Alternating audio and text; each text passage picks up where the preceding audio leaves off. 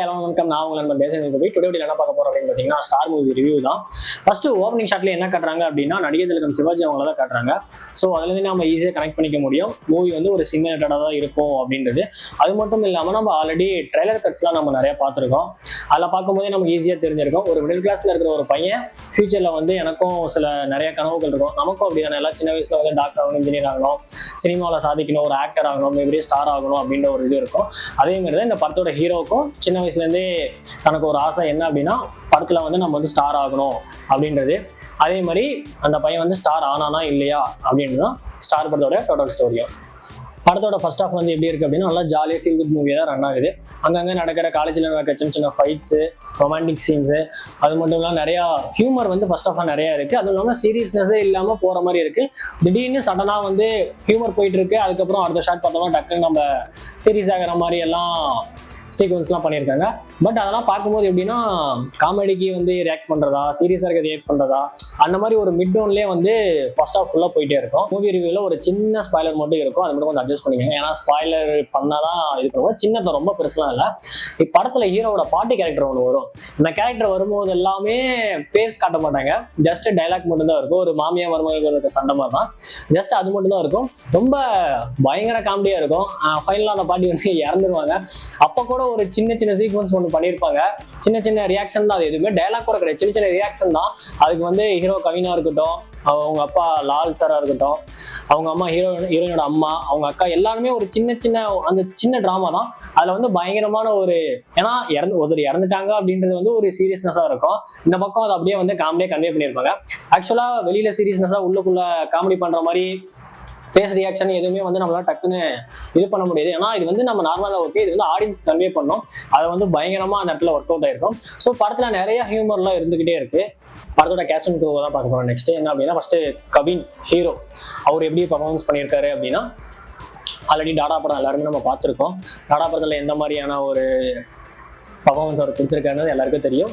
அது அப்படியே கொஞ்சம் கூட பிசுறு தட்டாம இந்த ஸ்டாருக்கும் வந்திருக்கு. ஏன்னா சில இடங்கள்லாம் பார்க்கும்போது நமக்கு வந்து டாடா வந்து கம்பல்சரி நம்ம மைண்டுக்கு ஜஸ்ட் வந்துட்டாவது போகும்.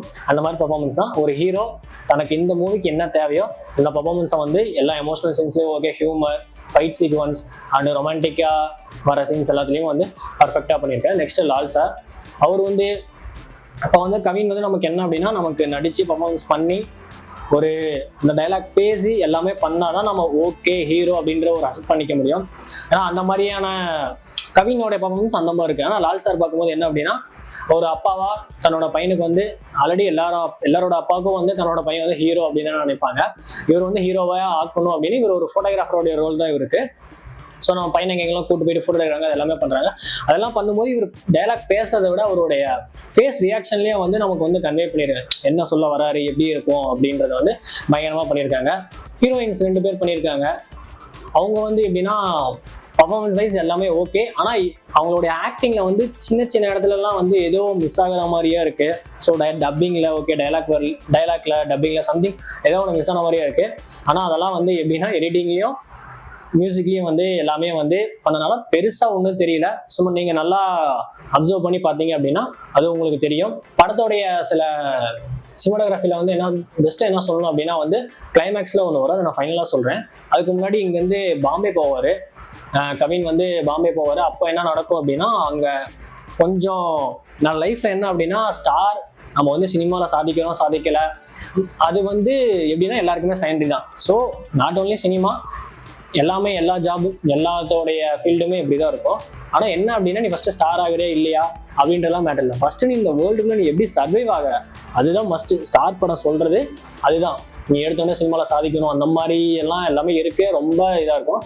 ஆனால் நீ இந்த வேர்ல்டில் எப்படி நீ சர்வைவ் பண்ற, அந்த ஸ்ட்ரகிளிங் எப்படி எல்லாம் ஃபேஸ் பண்ற அப்படின்றத வந்து தான் மெயின் ஃபோக்கஸ்டாக சொல்லியிருக்காங்க. என்ன அப்படின்னா கிளைமேக்ஸ் தான் முக்கியமான ஒரு இது இருக்கு.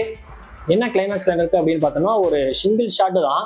அதில் வந்து எப்படின்னா கவின் வந்து சீரியஸாக இருக்கணும், ப்ளஸ் வந்து அந்த ஆக்டிங்கும் பண்ணணும், அது கூட ஜூனியர் ஆர்டிஸ்டே இருப்பாங்க. ஒரு இடத்துல என்ன அப்படின்னா ஹாஸ்பிட்டலில் தான் நடக்கும் அந்த சீக்வன்ஸு. அதில் என்னன்னா திடீர்னு பவர் கட் ஆயிரும், அதுக்கு ரியாக்ட் பண்ணணும், வெளியில போயிட்டு வரணும். அந்த பவர் கட் ஆன டைம்ல வந்து திடீர்னு ஒருத்தர் வந்து திடீர்னு இடிச்சு விழுந்துருவாரு. ஸோ இந்த மாதிரி நிறைய காம்ப்ளிகேட்டடான, அதுவும் இல்லாமல் ஹாஸ்பிட்டலில் நடக்கிறனால ஜிஹெச் தான். அது வந்து எப்படி இருக்குன்னா ரொம்ப சின்ன ஸ்பேஸில் தான் இருக்கும். கேமரா உள்ளே போகணும், வரணும், ரிட்டர்னும் வரணும், பேக்கில் வரணும், ஃப்ரண்ட்டில் போகணும், சைட்லேயும் போகணும், சம்திங். இதெல்லாம் தாண்டி அவர் வந்து இதுதான் படத்தோட படத்தோட மிக முக்கியமான எல்லா படத்தோட கிளைமேக்ஸ் ரொம்ப முக்கியம். இந்த கிளைமேக்ஸும் ரொம்ப ரொம்ப முக்கியமான இது. ஏன் அப்படின்னா தான் ஒரு ஆக்டர் அப்படின்றத வந்து சினிமாவில் சாதிச்சாரா இல்லையான்றதை தாண்டி நம்ம ஒரு சினிமா தான் பார்த்துட்டு இருக்கோம். ஆடியன்ஸ்க்கு வந்து நான் கன்வே பண்ணணும், நான் ஒரு பெஸ்ட் ஆக்டர்டா, நான் நல்லா பண்ணுவேன்டா, பர்ஃபார்மன்ஸ் எப்படா பாடுறா அப்படின்னு சொல்லிட்டு அது பண்ணணும். அது ரொம்ப ரொம்ப பயங்கரமா சிங்கிள் டேக்ல வந்து பண்ணியிருக்காங்க. அது ஆக்சுவலாக நடிக்கிறது ஒன்று இருக்குது, பின்னாடி வந்து நம்ம டெக்னிக்கலாக நிறையா விஷயங்கள்லாம் இது பண்ணோம். அது போக ஜூனியர் ஆர்டிஸ்ட்லாம் நிறைய பண்ணியிருக்காங்க. சில இடத்துலலாம் வந்து டேரக்டர் வந்து டைம் கொடுத்துருக்காரு. ஏன்னா நம்ம சிங்கிள் ஷாட் எல்லாம் எடுக்க போகிறோம் அப்படின்னா நம்ம ஆல்ரெடி இரவினல் பார்த்துருக்கோம், டக்கு டக்கு டக்கு டக்குன்னு மூவ் ஆகி போய்கிட்டே இருக்கும். சும்மா ஒரு ஆடியன்ஸ் நின்று அதுக்கு வந்து கரெக்டாக பேசணும், ஆடியன்ஸ் எல்லாம் ஆக்டர் வந்து நல்லா நின்று பேசணும். அப்போதான் வந்து டைலாக்கும் வந்து கன்வே ஆகும், இந்த சினாரியோவும் கரெக்டாக கன்வே ஆகும். ஆனால் இந்த மூவி வந்து எல்லாத்துக்குமே டைம் கொடுக்கும். கூட ஒரு நர்ஸ் கேரக்டர் வந்து இருப்பாங்க, அவங்களும் வந்து கரெக்டாக டைமிங்கில் எடுத்து கரெக்டாக பண்ணியிருந்தாங்க. ஸோ எத்தனை டேக் போச்சுன்றது தெரியல, பட் அந்த இது பார்க்கும்போது நமக்கு ஒரு ஃபீல், ஓகே இது வந்துட்டாண்டா மேலே அப்படின்னு சொல்லிட்டு அந்த மாதிரி ஒரு ஃபீல் நமக்கு வந்து இருக்கும். ஃபர்ஸ்ட் ஹாஃப் வந்து ரொம்ப நல்லா போகிற மாதிரி இருக்கும். செகண்ட் ஹாஃபில் வந்து என்ன அப்படின்னா கொஞ்சம் ஒரு மாதிரி இழுக்கிற மாதிரி ஒரு ஃபீல் ஆகும். ஒரு 20 மினிட்ஸ் மட்டும் அப்படி ஆகும். அப்புறம் போக போக அப்படியே அந்த கிராஃப்ட் வந்து பயங்கரமாக அப்படியே மேலே போயிட்டே இருக்கும். இன்னொன்று கிளைமேக்ஸில் எப்பவுமே எல்லா படத்துக்கும் வந்து ஒரு ஆர்க் ஒன்று வந்து கிரியேட் பண்ணுவாங்க. அந்த ஆர்க் வந்து இந்த படத்தில் வந்து பர்ஃபெக்டாக ஒர்க் ஆயிருக்கு. ஏன் அப்படின்னா ட்விஸ்ட்ல வந்து படத்தோட எண்டில் வந்து ஒரு ட்விஸ்ட் ஒன்று இருக்கு. அந்த ட்விஸ்ட் வந்து கரெக்டாக ஒர்க் அவுட் ஆயிருக்கு. எல்லாருமே வந்து அந்த இடத்துல வந்து டக்குன்னு என்னடா இது இப்படியா அப்படின்னு சொல்லிட்டு அந்த மாதிரி ஒரு இதுக்கு வந்து நம்மளுடைய மூடு வந்து சேஞ்ச் ஆகிடும்.